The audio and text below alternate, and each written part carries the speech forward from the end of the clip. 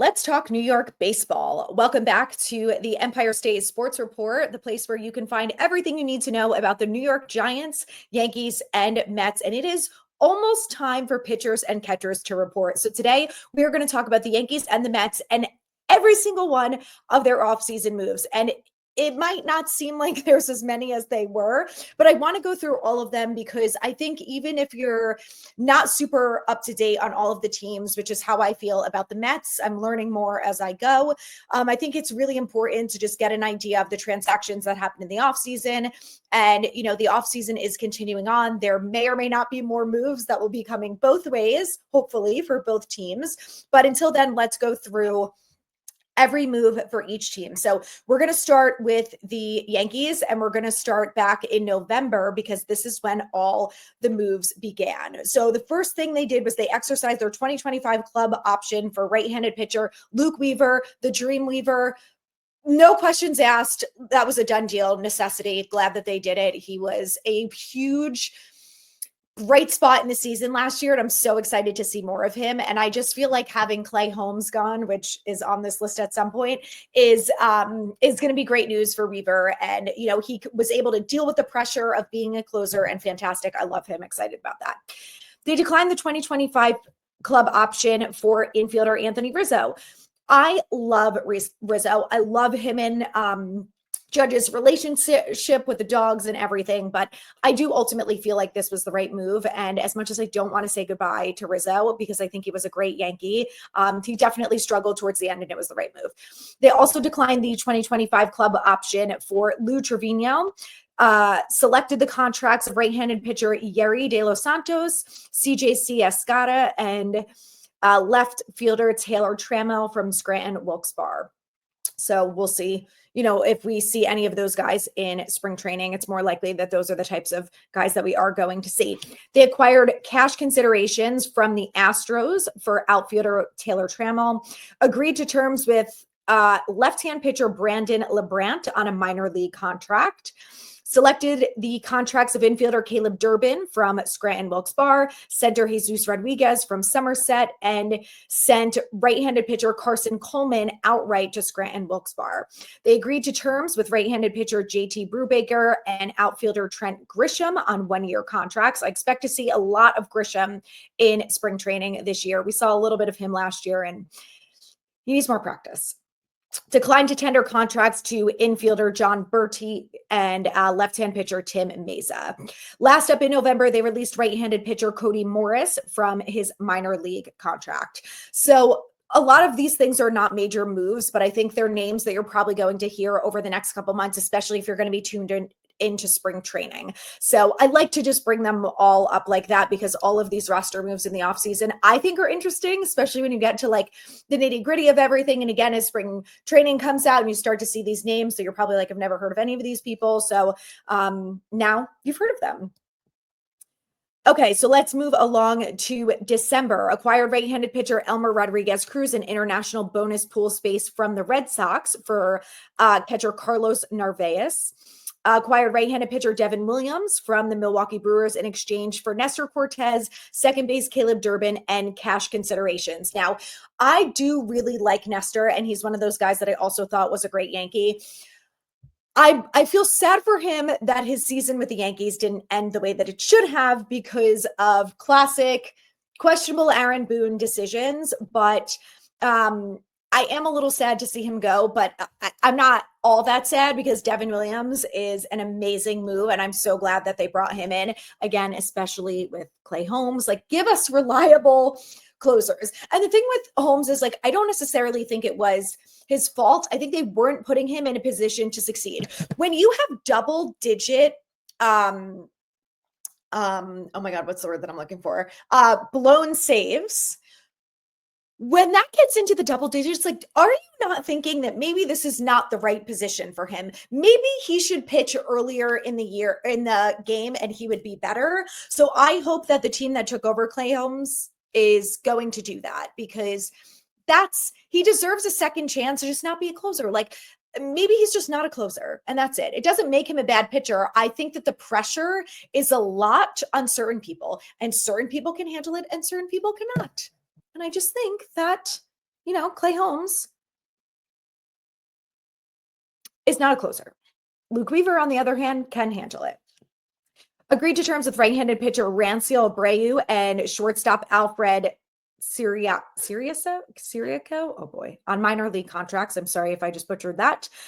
This is the one that I was also excited about, which I know a lot of us were. Agreed to terms with left-handed pitcher Max Fried on an 8-year contract. Then they also acquired Cody Bellinger from the Cubs in exchange for right-handed pitcher Cody Petit. Again, two good moves that this Yankee team so desperately need. Obviously, they lost Juan Soto, which we all knew there was a chance of that happening. And I think they did a good job of bringing in some players who can help with that. There are still moves that need to be done, especially knowing that they lost their leadoff hitter and they're going to need someone who can step in and be able to do that, Gleyber Torres. So I wasn't devastated to see Gleyber go, but I do think that you've got to bring in someone between losing him, who second half of the season really got it together and did a really nice job, even in the postseason. You've got to get someone who can hit the ball. That's not Aaron Judge and Giancarlo Stanton. So, I don't want to have the same problem that they seem to have had every single year, as you rely on 3 players to hit home runs. Like, that's not a good formula. It didn't work when they have done it the last couple years, and it's not going to work when you don't have Juan Soto on your team too. So would like to see that become a thing. Agreed to terms with right-hand pitcher Jonathan Loaisiga on a 1-year contract, acquired right-hand pitcher Fernando Cruz and catcher Alex Jackson from the Reds in exchange for Jose Trevino. Now, I think a lot of us knew that losing Jose Trevino was probably going to be part of this offseason, and it's a move that I also think was the right move. I like Austin Wells. I think he's going to do a nice job again. I'd like him to be a little bit more consistent when it comes to the hitting, but that can all be worked on. Couple more moves here. So they agreed to terms with the infielder Jazz Chisholm Jr., who was already a Yankee. I think a lot of us liked him, liked his passion. He's one of those guys that really loves being a Yankee, and I do love that about him. I appreciate it. So glad that he's back. Right-hand pitchers Scott Efros, Clark Schmidt, and Devin Williams on 1-year contracts. So Clark Schmidt is back, which I think it was a good move. And again, having lost Clay Holmes, I think that they needed to bulk up the pitching a little bit. And they also lost Nestor Cortez. Acquired minor league right-hand pitcher Michael Arias from Chicago in exchange for cash considerations. And then last up here in January, they have hired Preston Claiborne as assistant pitching coach. So they are one of the few teams who have announced all of their coaching staff, which we'll get to when it gets a little bit closer to spring training, because I'll wait for the Mets to release their whole coaching staff. And then we can talk about both teams and, what we think of the coaching. I think, the Yankees have had pretty good coaching over the years. My biggest gripe is Aaron Boone. I think there are some concerns with the coaching, especially when it comes to defensive play, both in the infield and the outfield. So I do know that the Yankees lost some coaches in the last week or so. So again, we'll talk through some of the new coaches and see if we think that it's going to help some of those problems. So that's it for the Yanks. Like I said, I really would like them to get some more help in here. I think the biggest question that we all would agree on is, what are they going to do about third base? I'm getting the feeling at this point that they're going to let Oswaldo go for it and see how he does, which I don't necessarily disagree with. I just think that maybe you should have a rotation there. Maybe you should have someone, like they were in talks with Bregman and it sounded like things were going well. And then I don't know what happened with that, but he's also a great bat, where Oswaldo is not as consistent from a batting perspective. And, he's very young still. I think that he just needs more consistent play. Like, this is also something that bothers me with the Yankees. Like, they did this with Oswaldo, and they've done it with a number of other players, Jason Dominguez as well, is they bring them up and then they let them bat once. Like, how are you supposed to expect anyone to be good at bat when they bat once every 6 weeks, like in the major leagues, no less? Like, consistency is really important. It's like Jalen Hyatt. Okay. You can't throw him out there once every 4 weeks and say, get 100 yards today, like, consistency, please. Anyway, that's all I got for the Yanks for now. Let's move along to the Mets. And I think their biggest question mark is Pete Alonso. We will get to that after the transactions. So let's start here from the bottom, starting in November. I don't know what's happening here. Claimed right-handed pitcher Kevin Herget off waivers from Milwaukee. They reinstated right-hand pitchers Paul Blackburn, Sean Reed-Foley, and Christian Scott from the 60-day IL. They agreed to terms with infielder Donovan Walton and outfielder Rafael Ortega on minor league contracts. They also agreed to terms with right-hand pitcher Justin Hagenman to a one-year contract. Now, the biggest gripe that I heard from Mets fans this offseason was that their pitching rotation needs some more help, needs to be bulked up a little bit more. So it looks like they did sign a couple pitchers throughout these transactions. So Mets fans, you let me know what you think about this. I think they made some good moves, especially bringing back Sean Manaea, I think is how you pronounce it. I always want to say Manaea, but I don't think that's right. So I think they made some good moves there, but I'm not sure how everyone feels, if they feel super confident about it. Like, do you feel like I feel as a Yankees fan that they need more help at third base? You know? Acquired outfielder Jose Siri from Tampa Bay in exchange for right-hand pitcher Eric Orze. Agreed to terms with right-hand pitcher Sean Reed-Foley. We got that on a one-year deal, and first baseman Joey Meneses.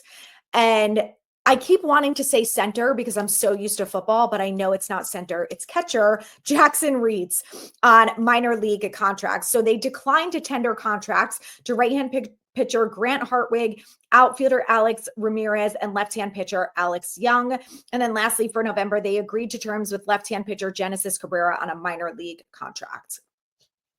Let's move along here to December because we all know about Juan Soto, but there were quite a few other moves that they made throughout the month. They agreed to terms with a few right-hand pitchers, one of them being Frankie Montas on a 2-year contract. They also agreed to a deal with Yuhi Sako on a minor league contract and Clay Holmes on a 3-year contract. Now, I think Clay Holmes, like I said, will succeed and be a good pitcher with the Mets. Do not force him into that closer role.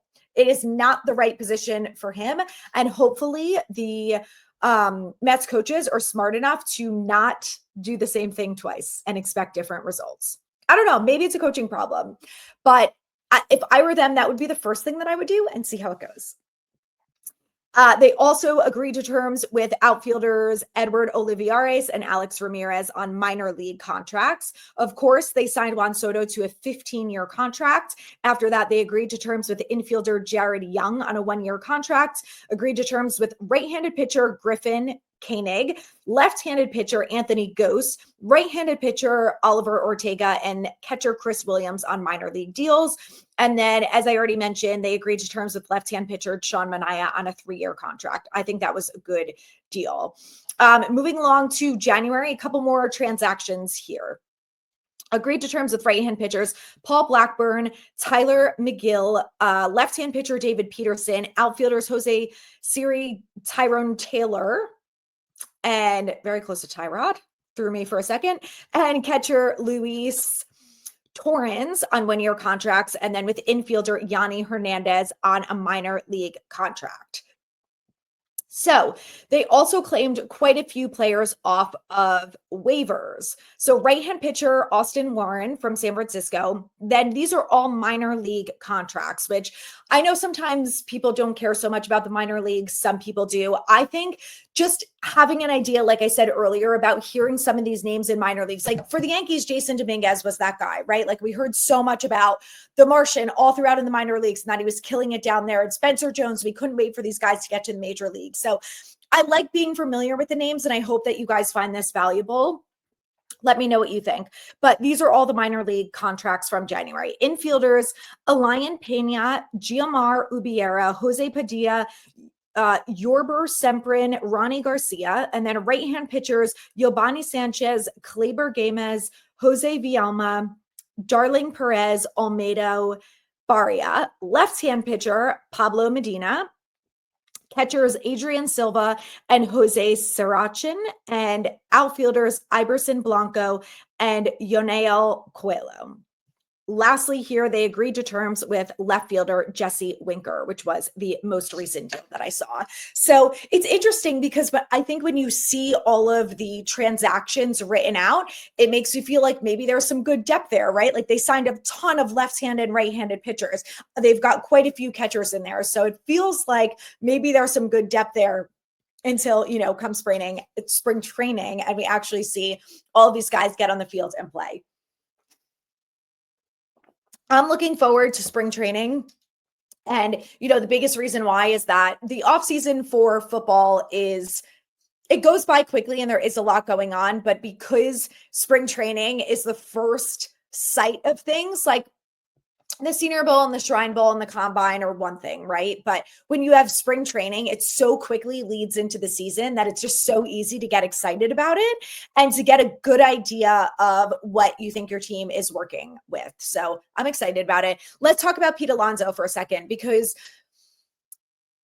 I personally feel like Alonso not re-signing with the Mets is like if Aaron Judge doesn't come back to the Yankees. Like, he is a Met. He has to be a Met for life, And if you're a Mets fan, from what I have seen, the bulk of Mets fans feel like you got to bring him back. Like, he is the quintessential Met, and it would be so bizarre to see him on other teams. And that's how I feel with Aaron Judge. So I really want them to work it out, because I feel like it's in the best interest of the player and the team if they both figure it out and re-sign. And I've heard all sorts of things. It sounds like, one side was offering a short-term contract and Alonso wanted more of a 2 or 3 year deal, but then it was the money that was the issue. And I just hope that by spring training rolls around that they figure it out, because like I said, he's such a quintessential Met. And I feel like, the Mets made some really good moves this offseason, but I feel like if they don't re-sign Alonso, it's just not the same. I don't know. If you're a Mets fan, do you feel like that? Do you feel like he's the Aaron Judge of the Yankees?